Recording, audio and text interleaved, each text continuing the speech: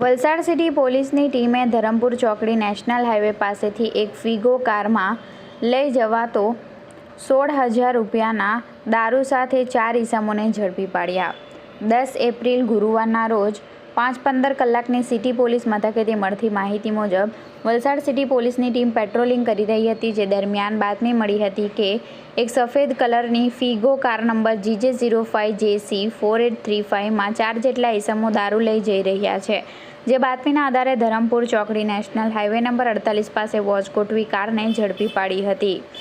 પોલીસે કારમાં ચેક કરતા 4 જેટલા ઈસમો નજરે પડ્યા હતા। 4 ઈસમો અને કારને પોલીસ મથકે લાવી મુદ્દામાલની ગણતરી કરતા કારની કિંમત 2 લાખ, દારૂની કિંમત 16,200, મોબાઈલ ફોન 10,000 મળી કુલ 2,26,200 રૂપિયાનો મુદ્દામાલ કબજે લઈ સિદ્ધાર્થ શરદભાઈ સોનાવાલા, તનય દેસાઈ, દક્ષેશ પટેલ, પિન્ટુ ઉર્ફે પ્રતિક આ 4 ઈસમો સામે પ્રોહિબિશન અંગે ફરિયાદ દાખલ કરી હતી।